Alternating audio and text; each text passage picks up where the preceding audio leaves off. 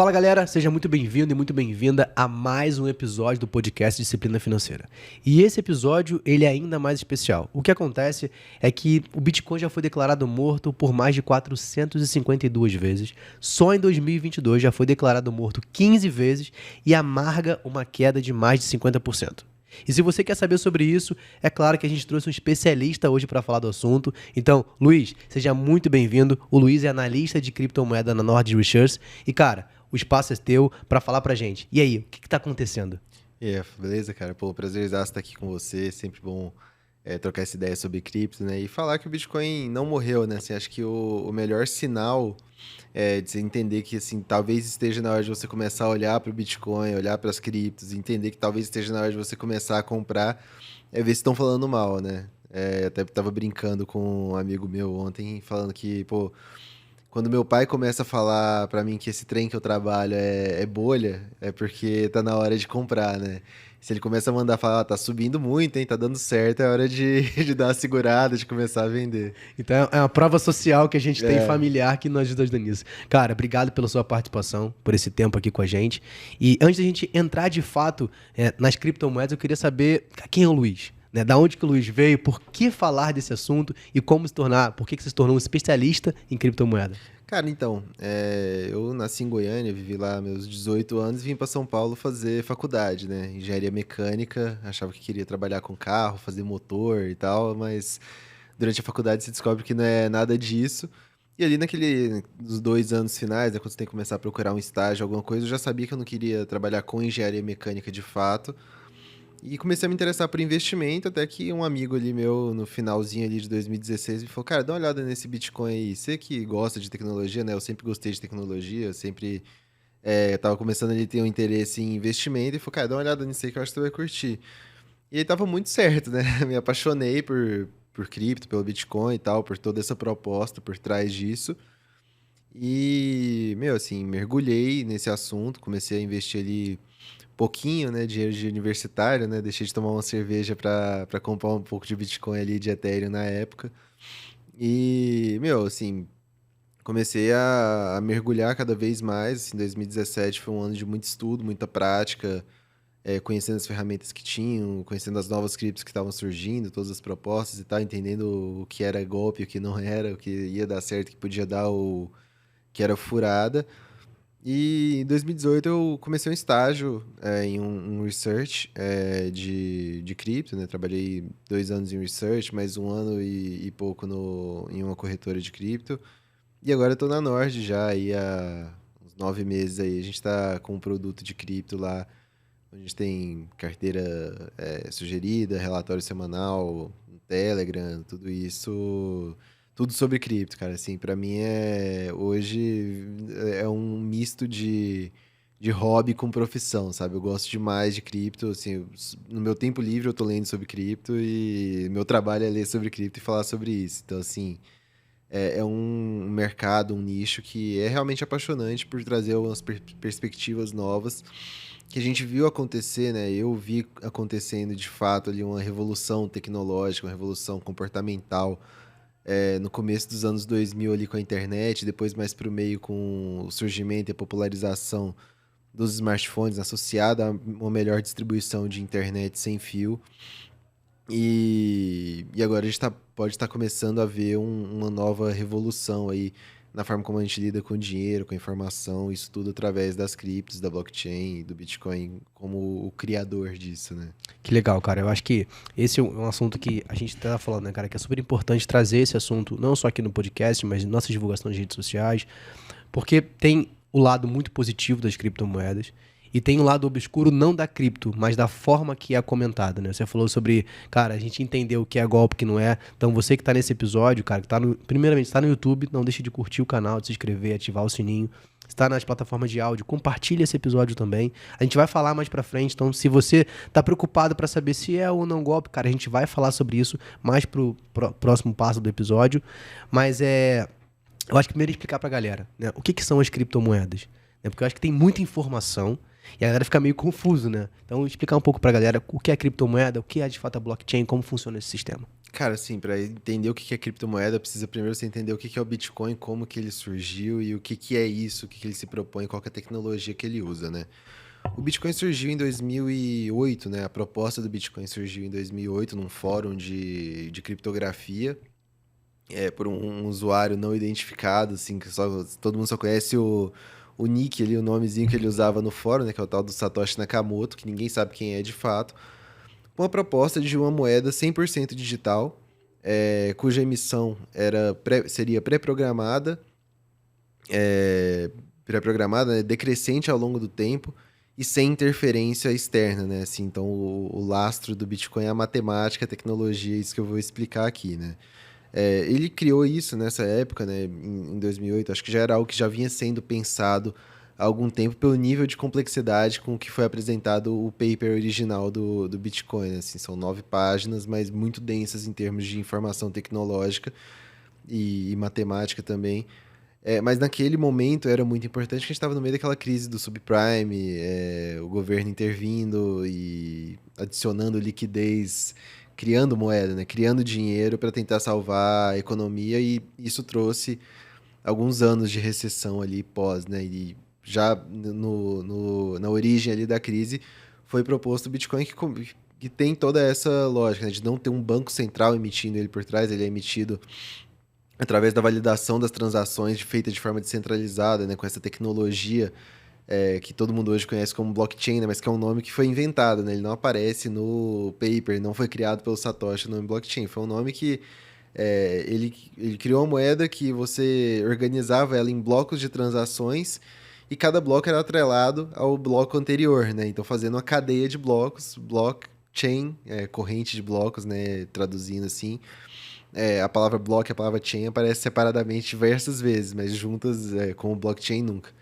Então, assim, a blockchain é essa tecnologia por trás do Bitcoin, né, que permite com que ele seja emitido, transacionado, suas transações sejam validadas de forma descentralizada por pessoas, por computadores no mundo todo que recebem Bitcoins para realizar essa validação, né? Então, assim, é uma moeda que é puramente digital, não reconhece fronteiras, né? Então, tanto faz eu transferir Bitcoin daqui para você, aqui do outro lado da mesa, ou para um amigo meu que está em Goiânia, ou para outro amigo meu que está no Japão, é o mesmo tipo de transação, a mesma infraestrutura tecnológica, o mesmo custo, o mesmo tempo, não muda nada. Então, uma moeda que não tem um Estado soberano por trás, nem controlando a sua transação, nem a sua emissão, né? Acho que esse é o grande valor do Bitcoin, né? Não ter essa restrição geográfica, e por trás disso, né? Isso traz com ele uma utilidade, e atrelado a isso tem essa questão da emissão, né? Que o Bitcoin ele é emitido a cada 10 minutos, mais ou menos, uma nova leva de Bitcoins, então a cada bloco que é validado, né? Então, para validar um bloco, a pessoa precisa ter um computador específico para isso, baixa o software ali no computador, né? Baixa o programinha, coloca esse computador super potente para trabalhar, para tentar validar essas transações, né? Resolvendo uma equação ali criptográfica por tentativa e erro que só o computador consegue resolver. Cada computador tem a sua equação ali naquele bloco, né? Que ele está pegando transações, colocando ali dentro, e tenta resolver isso para colocar esse bloco para ser validado, né? Validar esse bloco, colocar ele na rede de blocos ali, na blockchain, e receber os novos bitcoins que são criados como recompensa, né? E essa emissão, ela começou em 2009, né? Quando o Bitcoin foi lançado, que foi de fato colocado para operacionalizar. Eram 50 bitcoins por bloco minerado. Então, todo mundo que conseguisse resolver essa equação, colocasse o bloco ali validado na rede, então todas aquelas transações aí estavam validadas, ele fez o trabalho dele, ele recebia 50 bitcoins. Só que a emissão do Bitcoin ela é programada para decair a metade a cada 4 anos. Então, em 2012, teve o primeiro halving, né, que é esse evento que cai a metade. O pessoal apelidou de halving, né? De cair a metade, de half em inglês, virou esse apelidinho aí. Caiu para 25, em 2016 caiu para 12,5, em 2020 caiu para 6,25 bitcoins por bloco, né? E em 2024 vai cair para 3,125 bitcoins a cada bloco minerado, né? Então esse que é essa atividade de mineração que todo mundo fala, nada mais é do que você colocar o seu computador ali ultra específico, né? Os computadores hoje são ultra específicos para isso, para validar as transações na rede, do Bitcoin, né? E receber os Bitcoins novos em troca. E as criptos surgiram, né? As criptomoedas surgiram com o Bitcoin, que foi essa primeira criptomoeda, né? Que é uma moeda digital cuja validação das transações é feita por meio de resolução de uma equação criptográfica, né? Daí que surgiu esse termo criptomoedas e essa tecnologia por trás do Bitcoin, a blockchain, que dá essa infraestrutura de registro distribuído, registro centralizado, né? Então, cada minerador tem ali todo o histórico da blockchain no seu computador. Então, assim, é por isso que a gente fala que é distribuído, né? Descentralizado. Não tem como um único minerador burlar a rede, colocar uma transação falsa ali que favoreça ele ou alguém próximo, algum interesse pessoal, porque outras pessoas vão participar dessa validação, né? Então precisa atingir um consenso de que aquilo é válido, que seria essa resolução dos blocos, que cada bloco tem a sua resposta e todos os validadores têm essa resposta para conferir se de fato é aquilo mesmo, se tem alguma falcatrua ali por trás, né? E Ótimo. disso, cara, surgiram outras propostas para blockchain. Tipo, a primeira grande invenção com a blockchain foi a transação de dinheiro. Bitcoin é uma forma de dinheiro, né? Tem conversão para moeda fiduciária, então é uma forma de dinheiro que podia ser transacionada de qualquer lugar do mundo, para qualquer pessoa, sem precisar passar por um estado ali validando a transação, igual se a gente fizer pelo banco, por exemplo, que tem que passar pelos bancos e pelo Banco Central essa transação, né? Então, no Bitcoin não tem isso. A primeira utilidade da blockchain foi transação de dinheiro. E depois disso surgiram outras aplicações, outras propostas, outras até só com dinheiro, mas com outras propostas de emissão, com tempo de bloco menor. E outras utilidades também que surgiram depois disso, principalmente com a Ethereum, né, que foi a segunda grande invenção da blockchain que trouxe um outro universo de possibilidades para essa tecnologia. Ótimo. Antes da gente dar continuidade, acho que um ponto que me chama muita atenção, que eu estava vendo, né? Existe uma quantidade máxima de bitcoins que podem ser minerados. Se eu não me engano, é algo em torno de 21 milhões, né? Se Exatamente, estiver 21 correto. milhões. Hoje a gente tem quase 19 milhões já sendo minerados, 83, 84% já foi. Depois que... Como é que funciona esse esquema? Porque assim, eu cheguei a um ponto que já foram minerados essa quantidade. Então, a projeção de preço vai ser dada por oferta e demanda, como isso vai funcionar, como é que eu vou continuar tendo acesso, porque, teoricamente, foi minerado, haverá uma compra, vai estar na mão daquelas pessoas, como é que isso funciona? Cara, o preço do Bitcoin ele é determinado puramente por oferta e demanda, né? Quem está querendo comprar, qual o preço? Se tiver mais gente querendo comprar do que gente querendo vender, o preço vai acabar subindo por consequência, né? Isso varia muito em torno também do quanto tem de Bitcoin em circulação, que entra muito nessa questão que você falou, né? A gente falou do halving aqui, que é esse evento pré-programado que cada 4 anos corta a metade a emissão, e isso vai continuar acontecendo até atingir esses 21 milhões, né? Como o tempo de bloco ali, cada bloco minerado é mais ou menos 10 minutos que demora, a projeção é que essa quantidade de 21 milhões seja atingida no ano de 2136. Então, se der a lógica e não der o que a gente quer, ninguém aqui vai estar vivo para ver o final da emissão do Bitcoin. Mas qual que é a ideia por trás disso, né? Você criar um ativo que ele é útil e escasso, né? Então, assim, nunca foi dito isso na criação do Bitcoin pelas pessoas que criaram, mas o mercado começou a enxergar que, você tem um ativo útil, que é escasso, e ele ainda tem essas características de que a escassez dele é pré-programada, provada por matemática, imutável, verificável, né? Então, tipo, tudo que está na blockchain é possível você verificar, é transparente. O negócio é realmente escasso, tem uma utilidade ainda não tão prática, mas uma projeção de utilidade muito grande. Então, pode ser uma reserva de valor, né? Uma parada útil, escassa, mais ou menos ali igual o ouro, né? O ouro é útil e escasso, mas tô colocando uma história aí de 600, 700 anos Sim, contra sim. uma de 10 anos, né? Claro, Então, por a isso que gente não vai sempre comparar, fala, mas né? é importante você falar, porque quando a gente pega, por exemplo, uma moeda normal, né, você pega qualquer moeda, você pode ter uma emissão nova daquelas moedas, né? Então, o Banco Central ele tem a obrigatoriedade, caso precise, ele pode vir a emitir. Então, você, por mais que tenha aquele valor, você não tem uma escassez predeterminada. Perfeito. Você tem meio suficiente para que possa ter uma nova emissão. Diferente do Bitcoin, onde você tem um limite, né? Exato, cara. E assim, é um paralelo muito bom que você levantou, né? Se você entrar lá no site do Fred, né? aquela base de dados da política monetária americana, você vai olhar lá a emissão de dólar, você vai ver que mais de 40% dos dólares em circulação foram emitidos nos últimos 2 anos. Então você pega, era uma linha reta com um traço para cima agora, né? Porque, cara, é aquilo, né? A gente sempre pensa que uma coisa é grande demais para falhar ou para dar algum problema significativo, né? E a gente, principalmente aqui no Brasil, tem essa visão dos Estados Unidos como uma grande potência mundial, dona de todo o saber econômico e que nunca vai falhar. E agora a gente tá vendo falhar, né? Assim, a gente nunca sabe o que vai acontecer, se vai ter uma pandemia que vai colocar o mundo inteiro em lockdown por 1 ano e meio, 2 anos e vai precisar de políticas monetárias agressivas para tentar segurar a economia e segurar a qualidade de vida dos cidadãos de alguma forma, né? Que foi isso que trouxe a gente pro ponto que a gente tá, assim, de inflação, de uma política monetária agressiva. E no Bitcoin não tem isso, cara. Não tem como você falar, pô, ferrou, vamos emitir mais Bitcoin. Não, se você quiser Bitcoin, você vai ter que... Se muita gente estiver querendo Bitcoin, vai ter que pagar mais caro.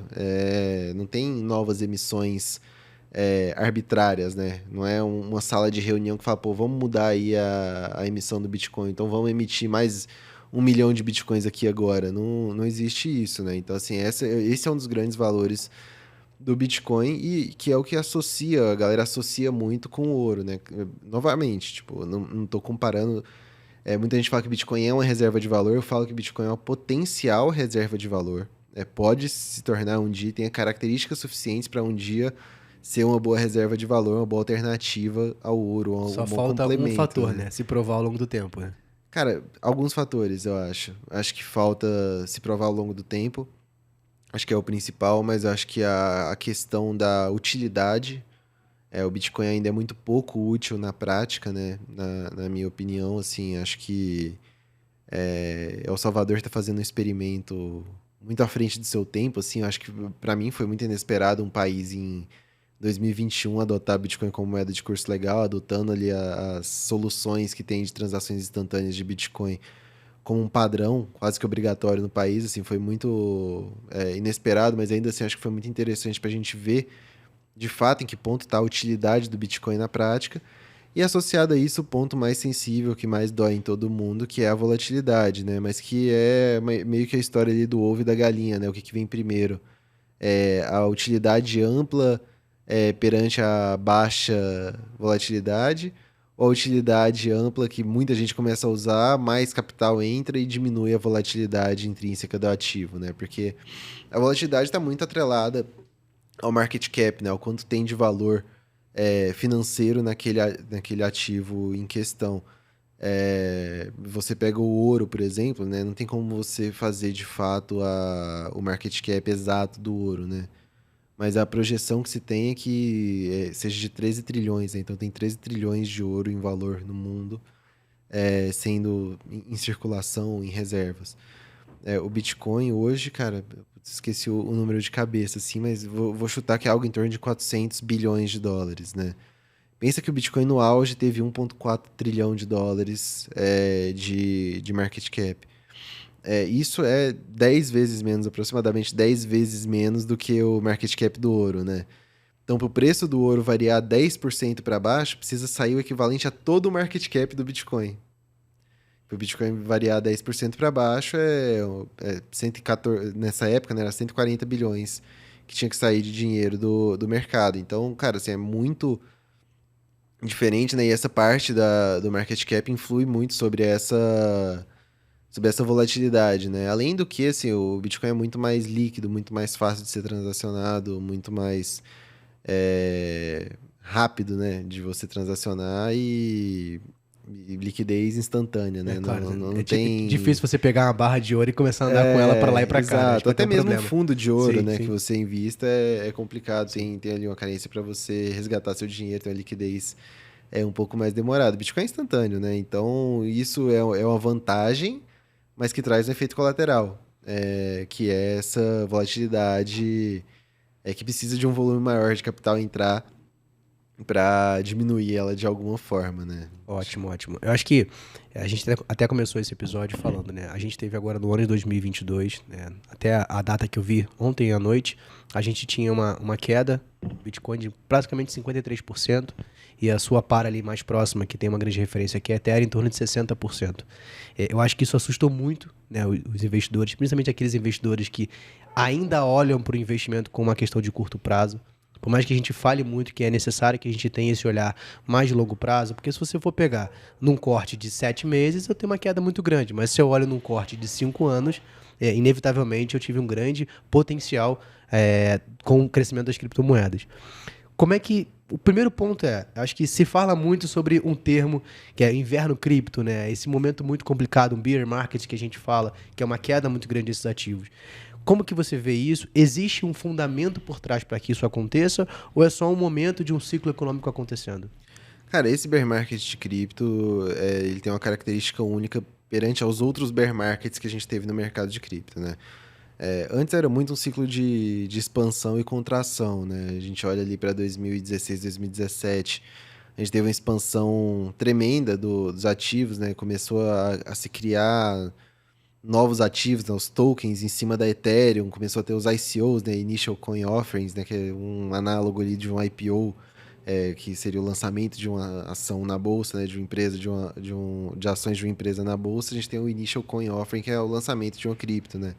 Isso surgiu ali em 2017, trouxe muito capital, o Bitcoin começou a subir muito, Ethereum subiu muito, tudo que era criado em cima da Ethereum subiu muito, todos que se propunham a ser concorrentes da Ethereum subiram muito, até que chegou num ponto que a galera olhou e falou, meu, mas qual a utilidade disso? Tá, a gente tá olhando o mercado para o futuro, mas acho que isso aqui tá meio sobreprecificado.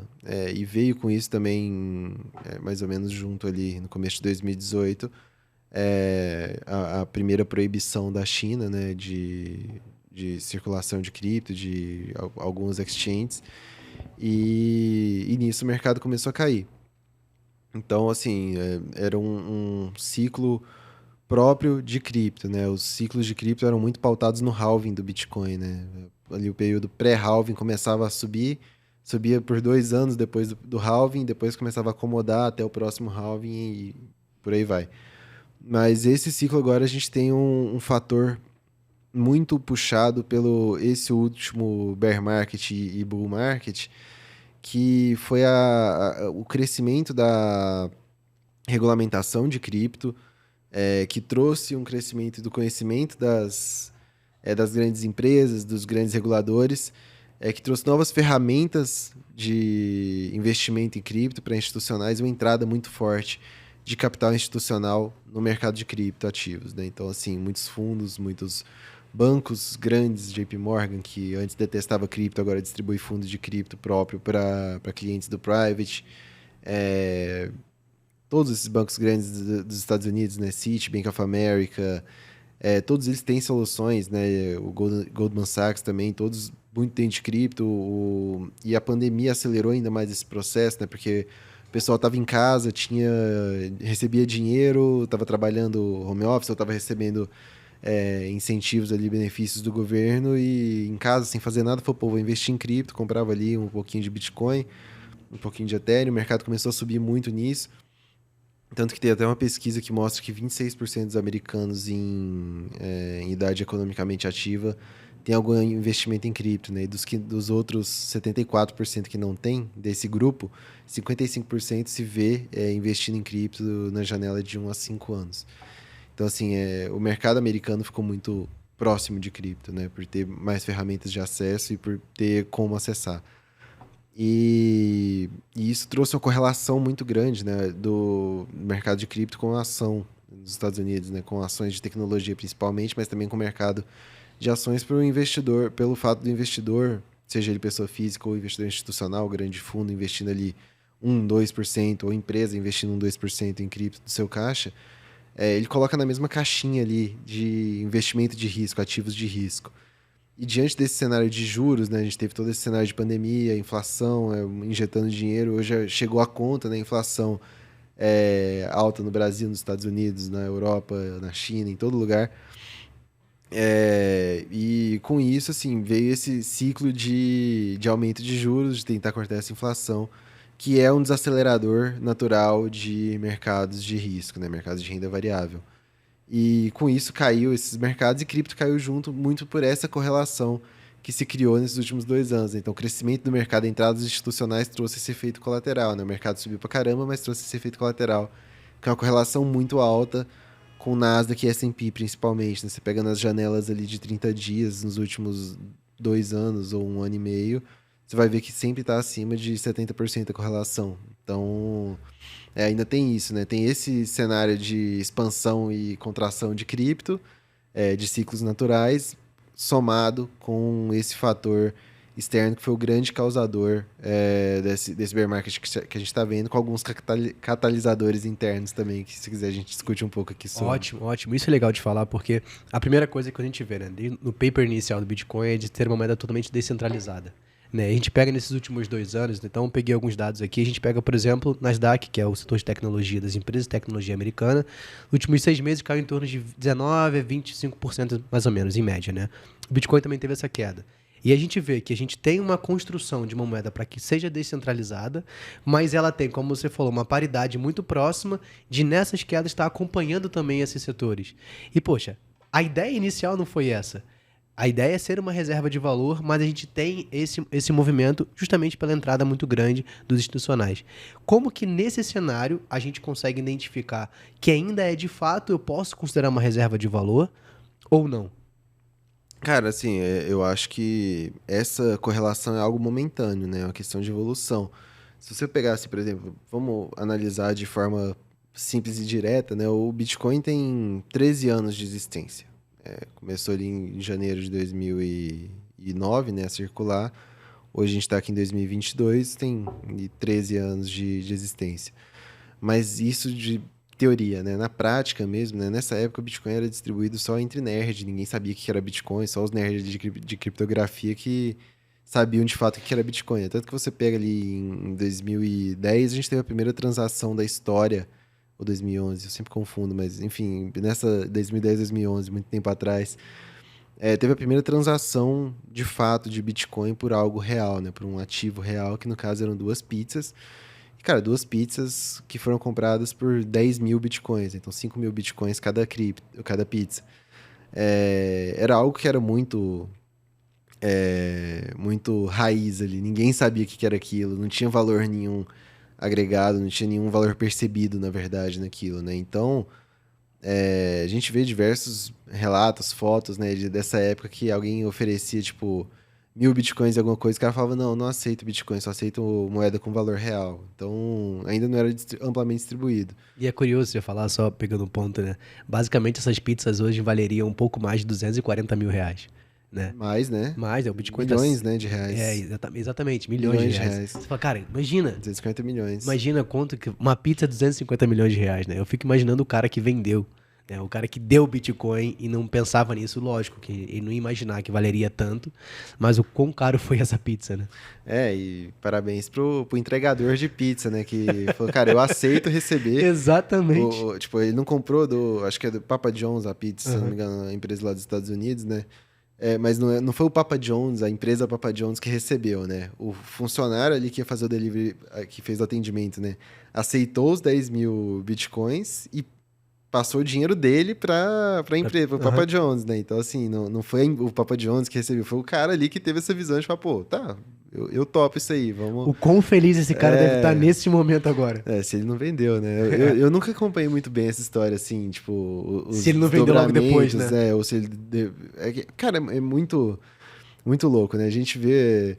pô, que burro, né? Não segurou até hoje. Mas, cara, você pega uma moeda ali que na época devia valer casas decimais de centavos. Um dia você vê ela valendo um dólar. Você vai aproveitar e vai vender, né? Não tem erro. Você não vai imaginar que ela vai valer 2 dólares, ou 10, ou 100. Então, muita gente comprou, assim, que comprava Bitcoin nessa época, comprou a $2 e vendeu a 50 achando que tava fazendo um negócio do século. E que pra ele era um ótimo negócio Pô, e naquele foi um momento. ótimo negócio, Sim, né? sim. Multiplicou por 25 vezes o que ele gastou. Sim. Só que ele não sabia que dá pra multiplicar por 25 mil vezes, né? Mas também não dá pra culpar o cara, mas eu não sei se ele vendeu, mas eu já vi relato do Laszlo Heniek, né? Que é o cara que fez a dita compra aí, né? Que pagou os bitcoins. Falando que ele prefere não pensar sobre isso pra não enlouquecer, né? Porque, cara, deve ser barra, né? Assim, Sim. a gente brinca que todo mundo que tá há mais tempo no mercado de cripto tem a sua pizza, né? Que é alguma coisa que você, em algum momento ali, falou, pô, ó, quer ver? Eu vou mostrar que isso aqui é útil. E gastou ali uma grana em cripto comprando algum ativo físico que depois de anos passou a valer várias vezes o preço que você Sim. pagou, né? Eu tenho a minha pizza, que é a minha Ledger, a carteirinha física, né? Onde você guarda cripto. Eu comprei a minha ali em 2017, 2018.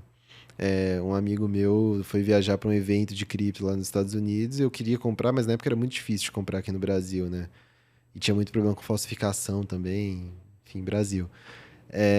E ele comprou para mim lá e falou, cara, tá vendendo aqui $150. Aí eu falei, pô, compra aí, eu te pago aqui. Aí ele falou, cara, tá aceitando cripto. E na época eu tava comprando Ethereum e tal. Na época o Ethereum tava $90, então já vai ver onde que essa história vai parar, né? Paguei um Ether e meio, né? Um Ethereum e meio numa coisa de $150, né? E no auge ali do bear market, eu fiz as contas, minha carteira valia $40 mil, tá ligado? Eu tinha pagado equivalente a $40 mil um negócio que na época, com o dólar a 3 e pouco, devia valer tipo R$ 700, R$ 800. Essa é a pizza, né? Todo mundo tem a sua pizza dentro do mercado cripto, que é alguma coisa que você pagou ali em cripto no passado e que hoje você vê valer muito mais do que você pagou, né? Mas assim, é uma coisa que eu também sigo a linha do Laszlo, né? Eu tento não pensar É melhor, muito. é melhor, é melhor. É meio que quem converte não se diverte, acho que segue essa Exatamente, mesma linha, cara. né? Exatamente, né? O cara que viaja pra Europa e pensa, pô, tô pagando R$ 20 nessa água, sabe? É melhor não pensar, é melhor não pensar. Cara, é legal, é legal. Eu acho que é legal a gente falar sobre esses casos, porque fica uma coisa mais didática também da galera que tá assistindo a gente entender Total. e que tá ouvindo também.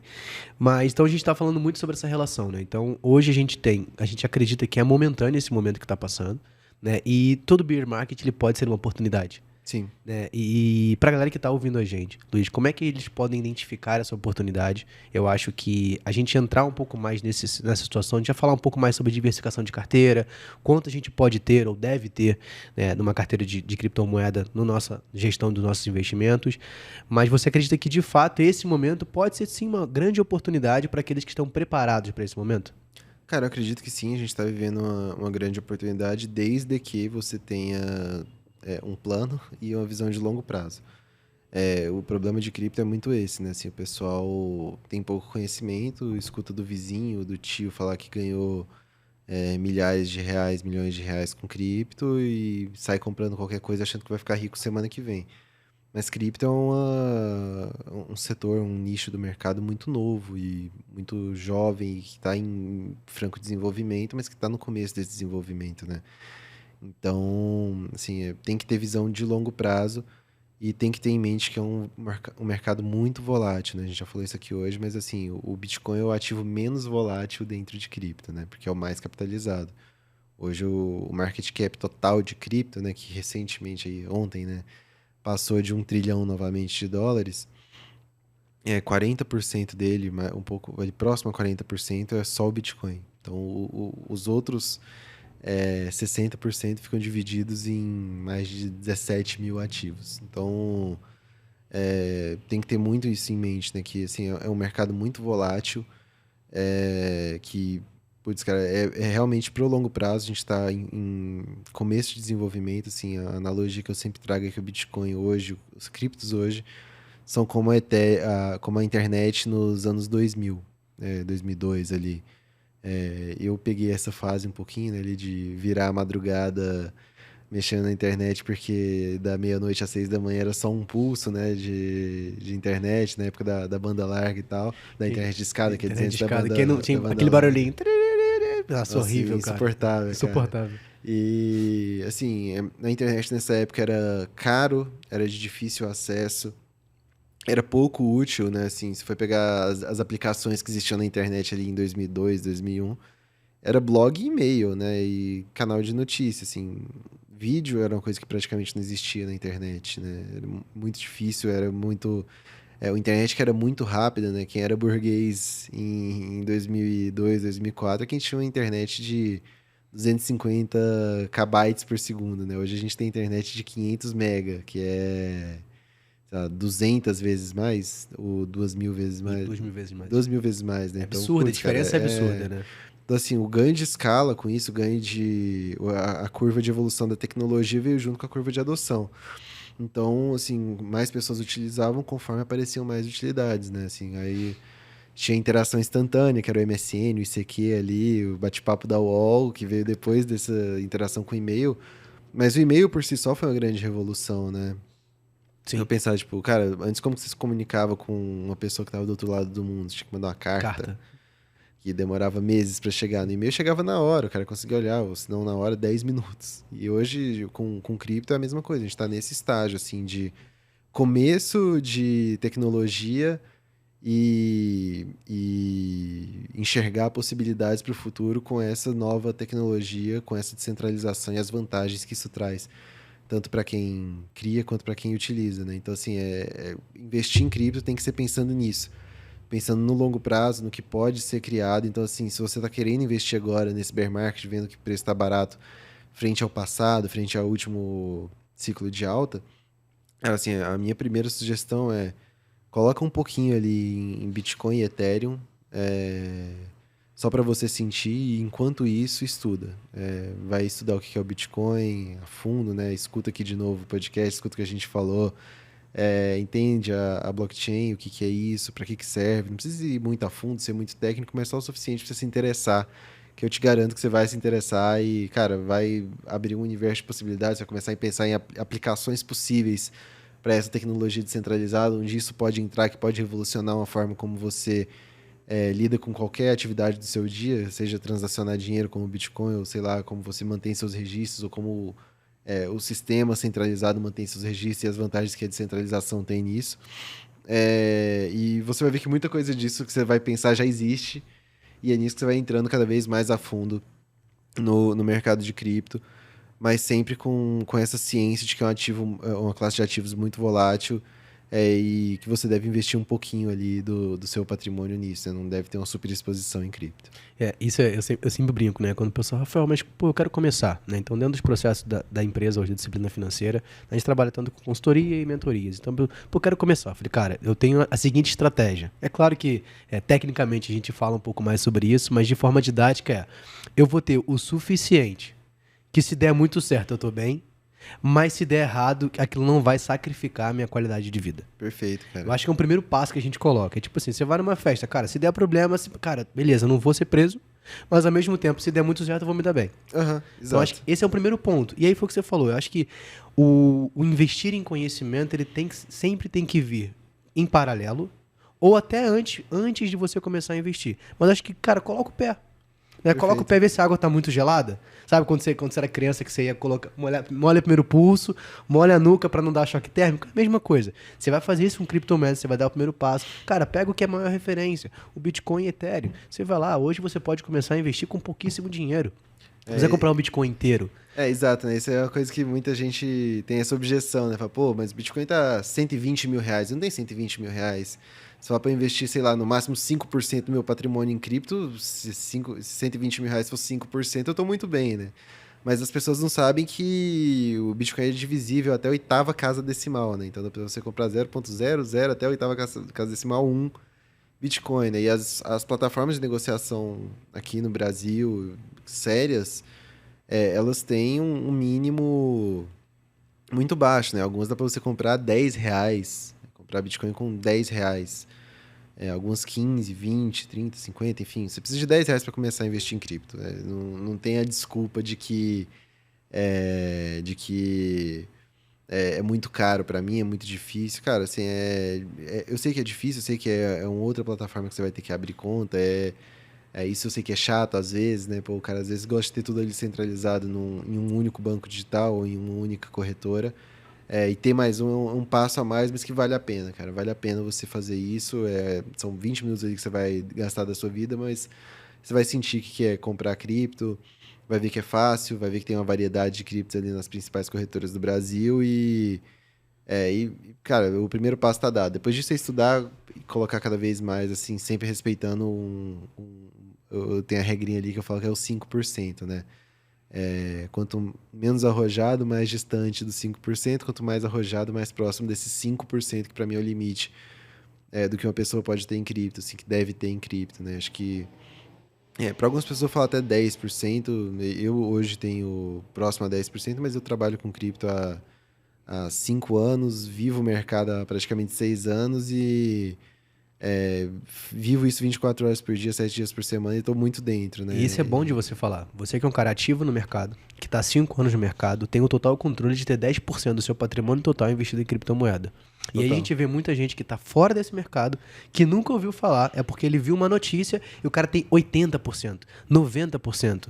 Cara, às vezes a sua totalidade toda em criptomoeda. 120% alavancado. Tá alavancado né? ainda. Então, assim, eu acho que, cara, molha o pulso. Né? Molha o pulso, entende, vai conhecer o mercado. Né? Isso é uma regra que eu levo para minha vida, para minha carteira, para as pessoas que estão junto comigo, que eu trabalho junto, que eu ensino, que eu administro. Cara, não coloque mais de que 5%. Porque você tem um risco muito grande ali. É claro que a pessoa que tem um perfil mais agressivo, ou que tá como você for, você é um cara que tá ativo 24 horas. Né? É a mesma coisa, você vive isso. Então você tem um patrimônio um pouco maior. Mas eu acho que a gente tem que ter muito cuidado. E aí, quando a gente fala de cuidado, a gente fala sobre os riscos. E pra gente falar sobre risco, acho que uma coisa que me assusta muito nos últimos anos, a quantidade de golpes que a gente teve utilizando o nome criptomoeda. Que isso no dado é muito importante. O problema não é a criptomoeda, mas é a utilização do nome para dizer que, através daquilo, eu vou ter ótimos retornos. E antes da gente entrar nesse ponto, cara, eu tive uma experiência, né, há 3 anos atrás, 2019, 2018, aonde me chamaram para dar uma entrevista e uma palestra para um grupo de 150 pessoas que foram enganadas com criptomoeda. E, Luiz, pra mim foi muito chocante, porque, assim, eram pessoas de classe baixa. Sim. Então, eu tinha ali 150 pessoas, e pra mim, 2, assim, foram muito chocantes, e uma delas falou assim, cara, era todo o dinheiro que eu tinha pro meu casamento. Ai. E eu entreguei na mão de uma pessoa, e essa pessoa sumiu com os únicos 60 mil reais que eu tinha. Que era o casamento daquela pessoa. Cara, e como você faz isso? Então, eu acho que... E ali, esse foi uma coisa chocante que eu falei, cara, assim... Fui ensinar como você não cair nesse golpe, mas ao mesmo tempo que eu fui ensinar o que era educação financeira e como se preparar, a maioria não queria isso. Porque era muito mais fácil o resultado rápido. Então, acho que a gente, para falar sobre o risco, é entender que existem vieses comportamentais, a gente comentou sobre isso antes, e 3 deles, para mim, são muito importantes que a gente entenda. Né? O primeiro deles é a ganância. Então, que é a velocidade que você quer ganhar mais dinheiro sempre. O problema não é você querer ganhar o dinheiro, mas o quanto você quer aquilo acima de todas as coisas. O segundo ponto é impaciência. Né? Então é importante que a gente tenha a clareza que as coisas não vão acontecer de um dia para o outro. Eu falo que a gente vive na geração miojo. Você não está pronto em 3 minutos, eu nem quero mais. Exato. E o outro é o Fear of Missing Out, que é o chamado FOMO, que é o medo de você estar fora daquilo que é novo que está acontecendo. Você vai ter que brigar todos os dias com esses vieses comportamentais para que você não caia nesses riscos. E assim, não se enganem, tá? Né? Eu tô aqui 5, 6 anos e brigo também com esses vieses todo santo dia, tá? Não é uma coisa que é exclusiva de quem é iniciante, né? Fato, fato. E eu queria que você falasse um pouco sobre como eu me privo ou me preparo, me blindo de não cair nesses riscos. Cara, assim, estando no Brasil, isso tem um agravante, né? Assim, a gente é um país que tem um histórico de pirâmide financeira muito forte, né? Assim, e já foi usado todo tipo de premissa possível para você criar uma pirâmide aqui no Brasil, né? Até carne de avestruz já foi, né? Eu sou lá de Goiás, eu vi acontecer de perto, eu era bem pequeno, a saudosa Avestruz Master. Mas em cripto, né, tem muito disso, né? Assim, do cara criar uma empresa, falar que faz tal coisa, que tem um robô de arbitragem, um robô que faz isso, um robô que faz aquilo e te garante 1%, 2%, 3%, 10% ao mês. E, cara, se tem garantido, rentabilidade garantida e cripto no nome, a chance de ser golpe é próxima a 100%, né? Porque a palavra que a gente mais usou aqui hoje foi volatilidade. A gente falou volatilidade é volátil, cuidado é volátil. Como que uma parada que é volátil, o cara vai garantir retorno? Não existe isso. E a grande parte desses golpes falam de rentabilidade garantida. Isso, cara, assim, isso vem de fora de cripto, isso acontece dentro de cripto. A gente tem um episódio muito recente de um acontecimento que derrubou todo o mercado, que teve um impacto muito grande no mercado, que foi a Terra Luna, né? Que, enfim, depois a gente entra nesse mérito, mas assim, aqui no Brasil a gente vê muito dessas empresas que garantem retorno usando a premissa de ser Bitcoin cripto, um robô de arbitragem, um robô de trading. Tenho na cabeça que Warren Buffett, o maior investidor da história, ali, um dos pais do Value Investing, tem uma média de, acho que 18% ao ano, né? 18% ao ano. Ao ano. Ao ano. 18% ao ano. Vamos botar aqui alguns anos, um pouquinho mais, mas bota aí, grava 18. E não vai ser o Zé de São José dos Campos que descobriu o robô que dá 10% ao mês, né? Então, gente, vamos colocar a cabeça no lugar. Isso não existe, retorno garantido com cripto não existe, é um mercado ultra volátil. Então, assim, se tem essa premissa no primeiro lugar, já fuja, né? Assim, cara, que eu acompanhei de perto o caso, muito mais de perto que eu gostaria, sem ter dinheiro envolvido, mas com pessoas próximas sendo lesadas. Mesmo eu falando para não entrar, eu vi 3 golpes bilionários de cripto no Brasil. Ou seja, que o autor do golpe levantou e sumiu com mais de R$ 1 bilhão dos seus clientes, dos seus funcionários, de todo mundo. Então, assim, são 3 golpes, vocês podem pesquisar aí na internet, eu não posso citar os nomes, mas 3 golpes, um deles até recentemente, o cara estava foragido aí desde 2018, foi encontrado aplicando um outro golpe na Espanha.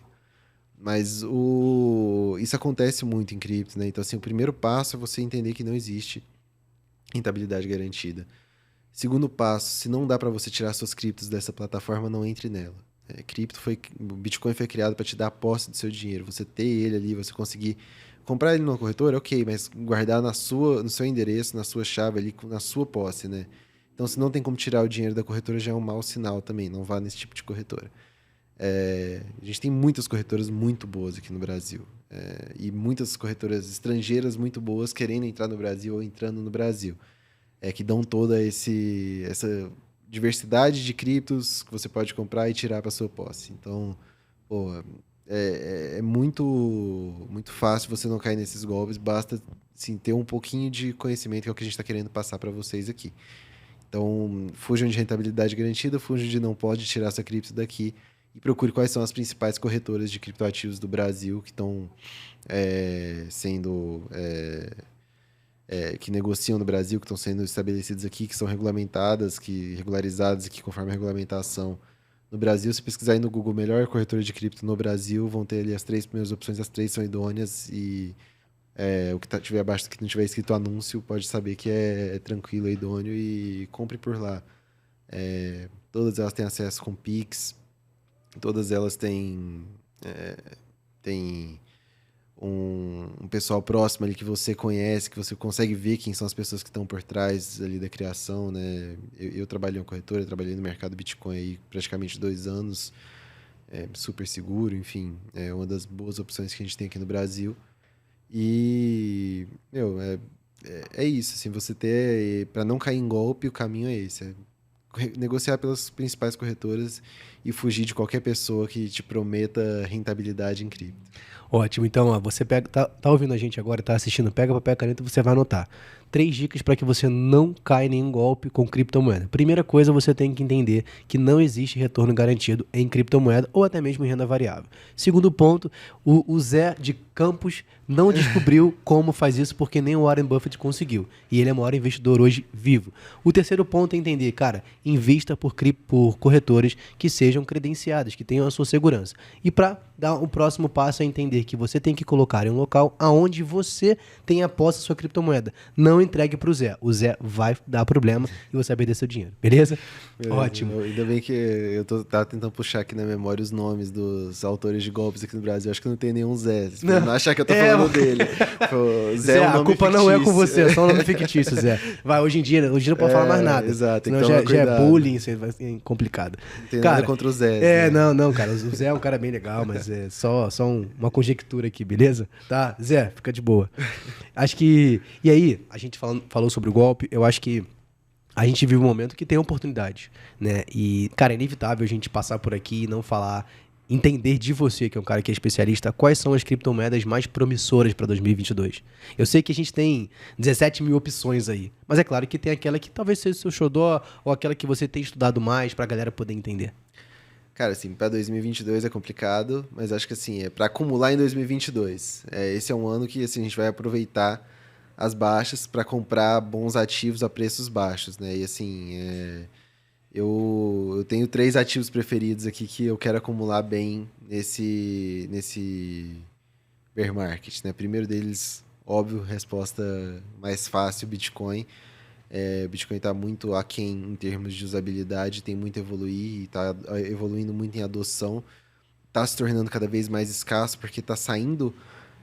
tá sendo minerado cada vez menos bitcoins, né? E além disso, a gente tem um perfil comportamental de holders de longo prazo, não vender e só acumular, né? Então, assim, hoje 77% dos bitcoins que estão em circulação estão nas mãos de pessoas que têm eles há mais de 6 meses.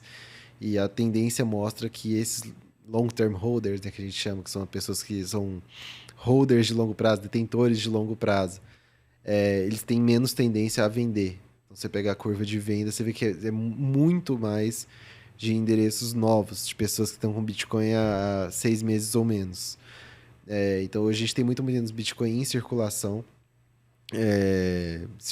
A oferta real é cada vez menor. E a tendência é que, com o crescimento das soluções de escalabilidade associadas ao Bitcoin cresçam, se torne mais fácil e rápido transacionar. Tem alternativas de transação fácil, rápida e segura com Bitcoin, né? A principal delas é a Lightning Network, que é uma rede de canais de pagamento acima do Bitcoin, mas que usa a blockchain do Bitcoin para finalizar as transações, mas que consegue fazer tudo instantâneo ali com taxas muito baixas. Assim, acho que essa é um dos pontos de evolução do Bitcoin para ele ganhar mais market cap, diminuir a volatilidade, ganhar mais usabilidade, se aproximar cada vez mais das características fundamentais da reserva de valor. Segundo lugar, Ethereum. Dando respostas fáceis aqui para todo mundo, assim, ativos bem fáceis, com grande potencial de crescimento, né? Ethereum tem um problema hoje de escalabilidade muito grande, né? Hoje, 77% também, 78% eu acho, dos ativos que existem de cripto são criados através da Ethereum. Então, é uma concentração muito grande, mas que a Ethereum usa a mesma forma de validar transações do Bitcoin com algumas mudanças de parâmetros. Isso não é tão escalável, ela não consegue ter uma escalabilidade tão alta, né? Ela não consegue atender isso. Em alguns momentos tem picos de demanda pela rede que geram um pico na taxa. E como a Ethereum é uma blockchain de usabilidade, né? Não é só de transação monetária, tem muita coisa sendo criada ali em cima, outros projetos de cripto sendo criados com a tecnologia da Ethereum. Isso inviabiliza a funcionalidade da Ethereum no estado da arte. Mas está vindo uma atualização aí muito esperada por anos que vai mudar esse mecanismo de consenso da Ethereum, vai tornar ele muito mais escalável, vai colocá-la em pé de igualdade ali com suas competidoras em termos de escalabilidade, né? Hoje a Ethereum consegue processar cerca de 14 a 17 transações por segundo, enquanto tem concorrente da Ethereum processando 56 mil. A Ethereum vai mudar algumas coisas dentro ali da sua arquitetura, está sendo testado, está no último teste antes de ser implementado de fato, para melhorar muito a escalabilidade da Ethereum. Então, com isso, acho que tende a crescer muito mais a usabilidade. Acho que, além disso, a emissão da Ethereum vai ter um corte muito grande, né? Vai passar de 4,1% de inflação anual de Ethereum, né? Da Ether, a moeda da Ethereum, para 0,4%. Então, assim, é uma queda muito grande na inflação do ativo, com essa mudança que está prevista. Então, assim, tende a se tornar um ativo mais escasso com mais demanda. Então, É Uma ótima oportunidade, né? uma ótima oportunidade. Eu, sinceramente, achava que eu não ia ver Ethereum abaixo de $1.000 de novo. Quando eu vi, eu não pensei nem meia vez, já estava com o dinheiro pronto para aproveitar essa oportunidade. E a última é um pouco mais técnica, mais complexa, mas dá para explicar de forma simples, é a Chainlink. A Chainlink, ela desempenha um papel muito importante para as blockchains como a Ethereum, que tem essa grande usabilidade ali por trás, através dos contratos autônomos, né, que são os smart contracts, né, os contratos pré-programados, que você consegue criar diversas programações, diversas coisas através disso. Só que esses smart contracts, essas aplicações, elas ficam restritas ao ambiente de cripto, né? Elas não têm tanto acesso à informação externa crível. E a Chainlink faz essa ponte de dados entre o mundo real e a blockchain, né? Então ela pega dados com empresas, né? Dados de, sei lá, de preço de mercado, previsão do tempo, temperatura em algum lugar, resultado de jogo de futebol. Todas essas empresas são exemplos reais de empresas ligadas à Chainlink. E traz esses dados para as aplicações de cripto de forma descentralizada, que tem um ganho de escala muito grande conforme o mercado cresça, né? A Chainlink surgiu apenas na Ethereum, hoje ela está em diversas outras blockchains concorrentes da Ethereum e continua na Ethereum também, então ela tem um papel muito fundamental em cripto que ninguém desempenha, domina mais de 60% desse mercado de oráculos, né, que a gente chama, que são esses fornecedores de dados para blockchains.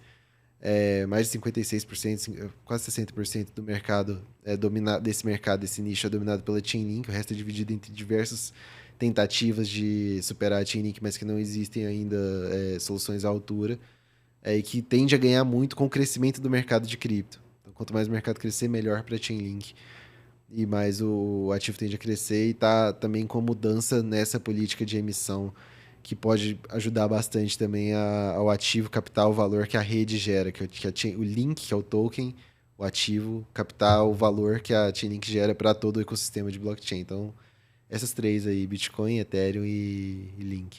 Ótimo, legal. É bom, galera, vai anotando aí, mas ó, estuda, né? Tiver com dúvida, vai lá no Instagram do Luiz e pergunta pra ele que ele vai te ajudar. Ó, vai te eu ajudar. até tô com um PDF gratuito que a gente tá distribuindo aí pro pessoal sobre essas três moedas. São as três Ótimo, moedas para investir. ótimo. Então vou Você te me manda o passar. link? Pode deixar eu vou aqui? te passar, você Ó, já então já vai ficar aqui, distribui. você que tá ouvindo a gente no Spotify, Deezer, o que for. Cara, vai estar o link aqui também. E se for no YouTube, vou deixar o link na descrição, que aí Boa. você pode baixar. E Beleza? ainda tem uma diquinha ali de como você comprar cripto, qual a melhor estratégia para Ó, comprar aí, viu? cripto. Então já ganhamos um que- presente aqui e você vai ter acesso. Boa. Cara, que legal, ótimo.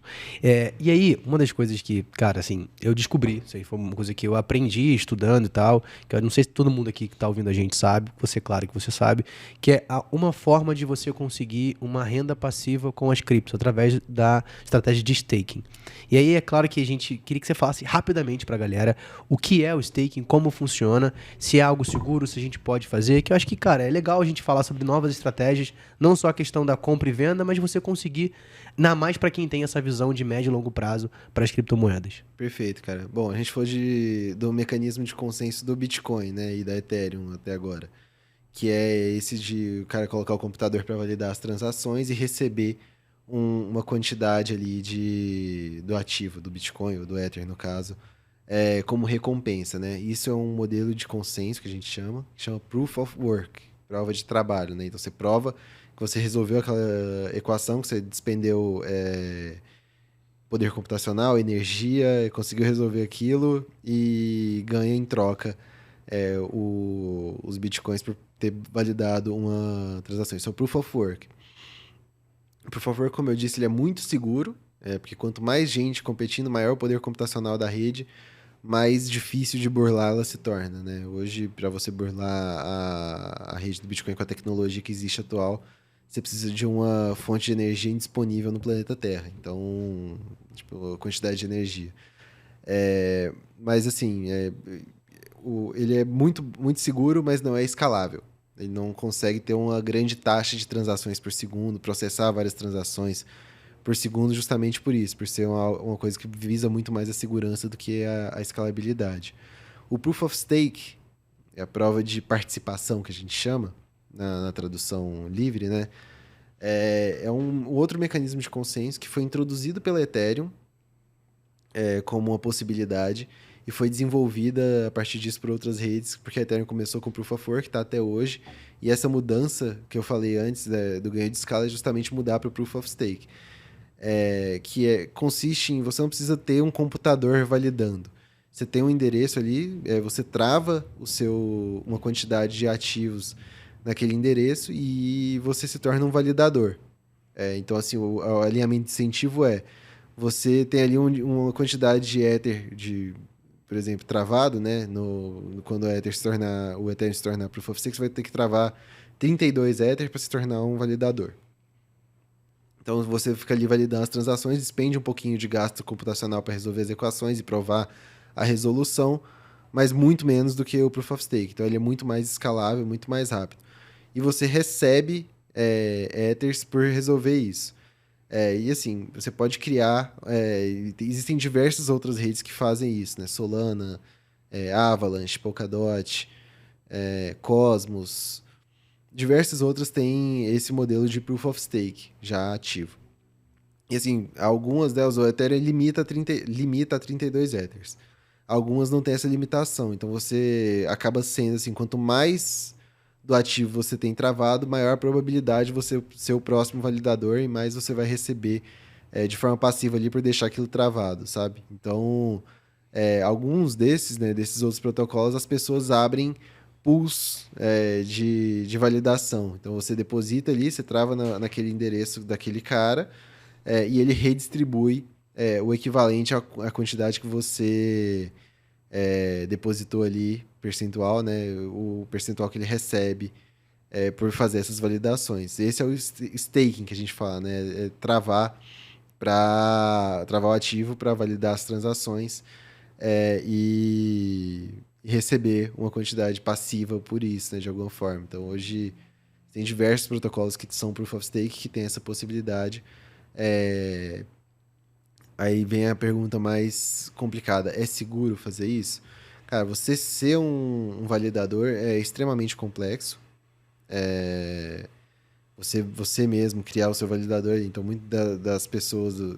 a forma mais simples é delegar os seus ativos para uma pessoa que já tem esse nó de validação, que já recebe, né? Já faz isso e tem interesse em receber mais.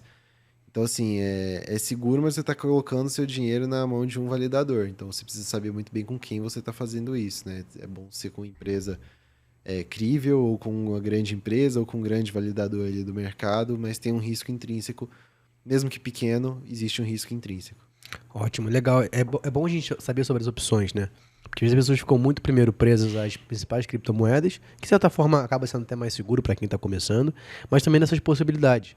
Né? A gente fala de outros tipos de ativos do mercado de renda variável que são muito fortes pela essa questão de ter uma renda passiva, fundos imobiliários, entre outros, ações com dividendos, mas a gente consegue fazer isso com as próprias criptomoedas, que muitas das vezes, dependendo do momento, estão pagando taxas maravilhosas anualmente, né? Então isso é super importante, mas não ficar preso apenas a esse valor, é entender se há uma segurança, qual é a estratégia, entender o porquê que você está fazendo. Cara, é uma forma de acumular as criptos sem ter que colocar mais dinheiro também, né?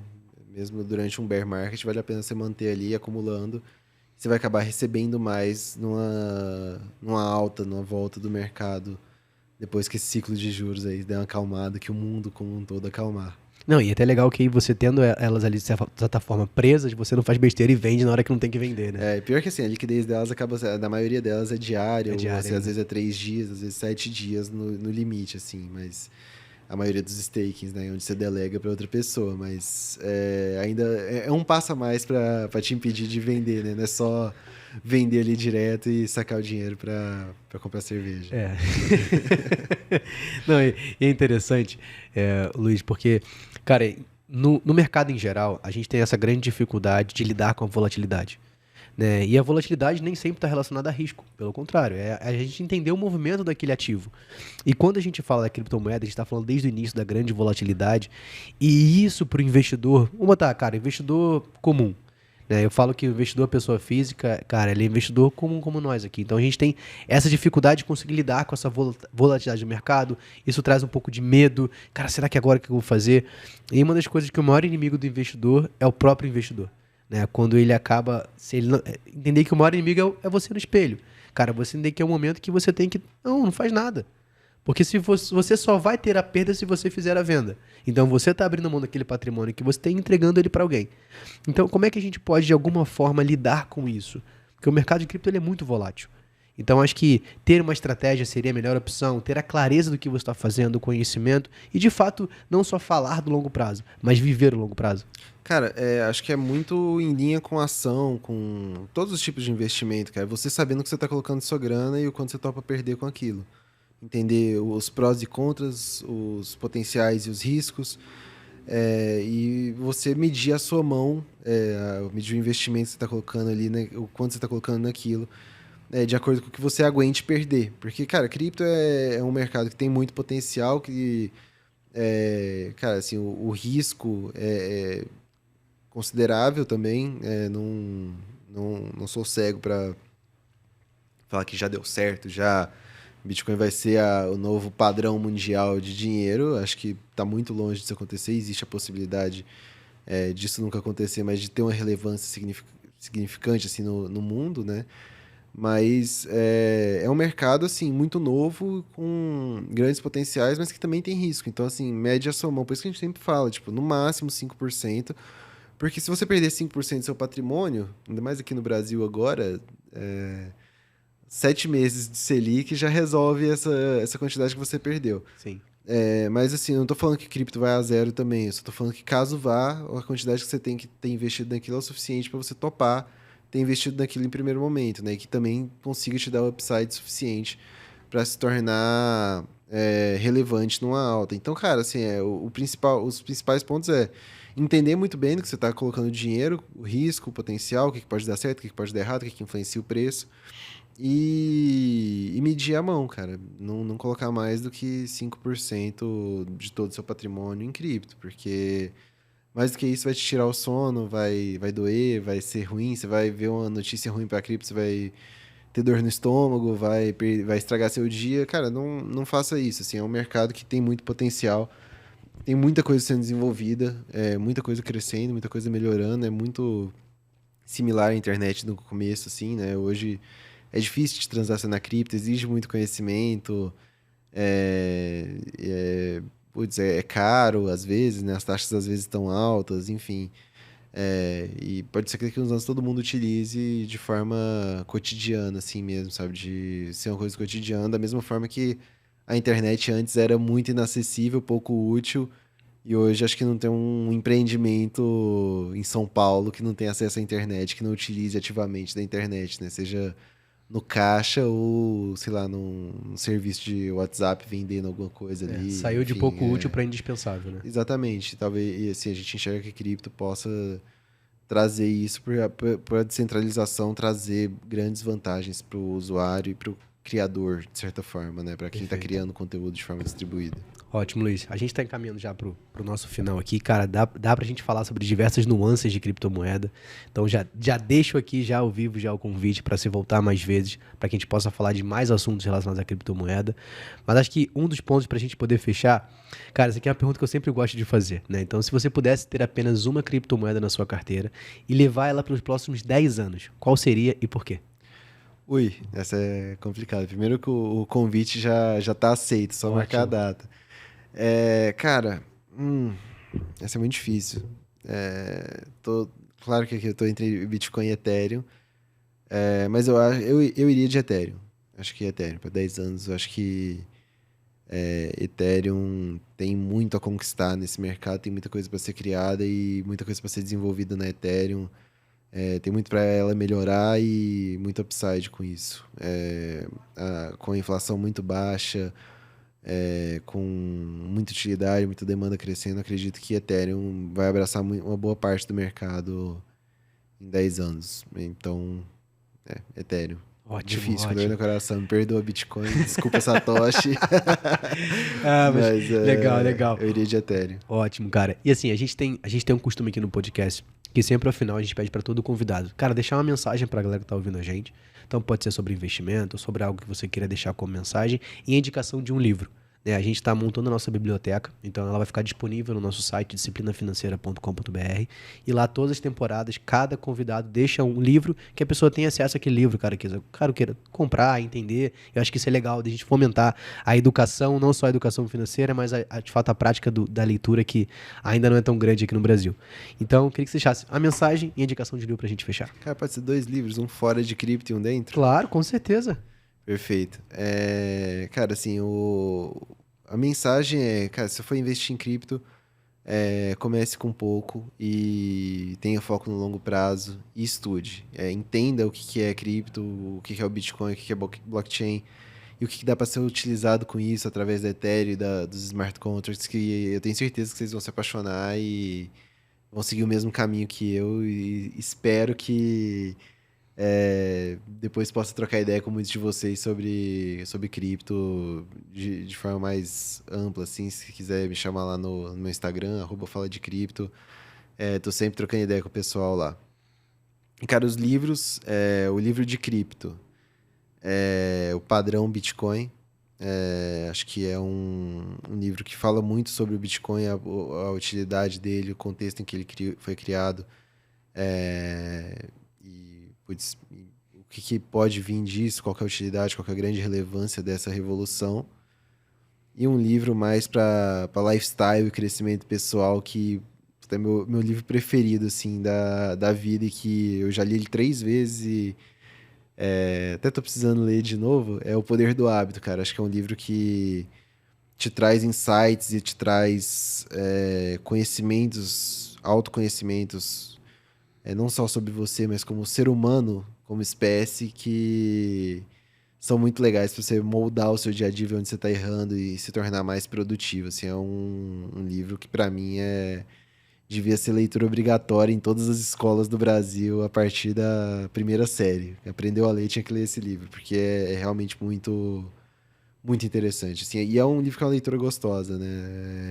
É uma leitura bem, bem dinâmica, bem legal, tem as histórias ali, é grande, mas não se assuste. Ótimo, ótimo. Beleza. Então, os links para o livro vão ficar aqui, além de todos os bônus que o Luiz passou pra gente aqui. Luiz, pra galera te achar na rede social, como é que ele te acha? @faladecripto no Instagram, no Twitter, em todo lugar é @faladecripto. Já vou deixar o aviso, cuidado, que tem muito fake.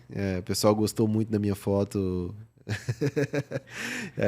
Estão criando fake a rodo, né? Então é só @faladecripto. Não tem nada duplicado, não tem underline, não tem nada disso. @faladecripto. Aproveita, já me segue lá, aproveita, já volta uma página e denuncia todos os outros lá, os fakes.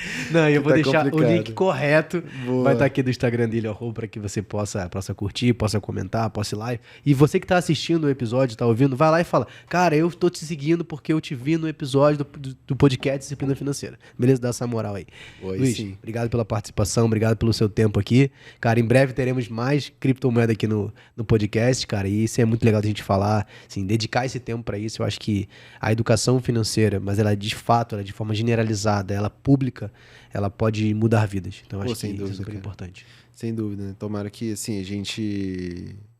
tomara que não, na verdade, mas espero que ninguém que esteja assistindo esse vídeo esteja em uma pirâmide ou em um golpe de cripto pra gente ter precisado salvar, né? Mas espero que a gente impeça muitas pessoas de cair nisso, assim. Acho que a educação financeira é o ponto mais sensível do nosso país, né? Acho que, a gente tem diversos exemplos, assim, na mídia agora tem um exemplo muito claro, recente, do quanto a falta de educação financeira faz a diferença na vida de uma pessoa, né? Então, acho que a sua iniciativa é muito, muito legal, cara, de trazer esse conhecimento de forma acessível para todo mundo, assim, e espero que a gente possa ter contribuído com isso também hoje. Ótimo, beleza. Então você que está no YouTube, não esquece de curtir, comentar, compartilhar, tudo tem que fazer, ativar sininho. Nas plataformas de áudio é a mesma coisa, dá logo 5 estrelas no podcast aí, beleza? Pessoal, um grande abraço, obrigado pela sua participação e nos vemos no nosso próximo episódio. Fui, valeu!